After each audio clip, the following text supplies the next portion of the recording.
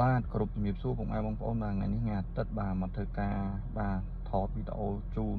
ពុកម៉ែបងប្អូនទស្សនាបាទឡាននៅក្នុងស្តុកផ្ទះបាទហើយសម្រាប់ពុកម៉ែបងប្អូនដែលស្រឡាញ់ឡានពណ៌សនិងពណ៌ប្រផេះបាទ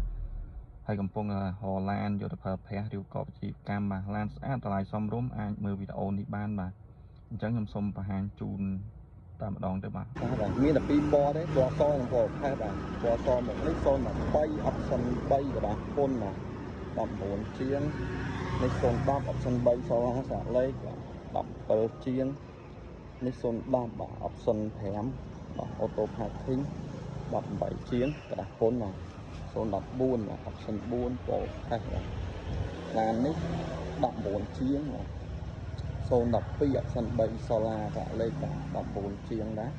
ហើយនេះ CT 200បាទឆ្នាំ2013ពណ៌ផេះយ៉ាងណា full premium បាទកដាស់ពុនដែរបាទគិត19ជាងដែរបាទហើយមួយគ្រឿងនេះ011 option 4ពណ៌ផេះកដាស់ពុនបាទគិតជូន17ជាងទេឡាននៅក្នុងស្តុកស្រាប់បងប្អូនមិនចាំយូរទេបាទចឹងបងប្អូនឆ្លាញ់នេះណាអាចទៅការតាក់ទងខ្ញុំបានបាទលេខទូរស័ព្ទ098បាទ20គុត0988បាទ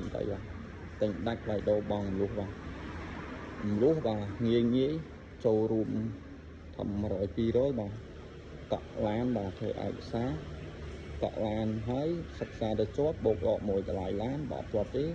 ជូនលុយកក់ទៅវិញគ្រប់ចំនួនបាទអរគុណ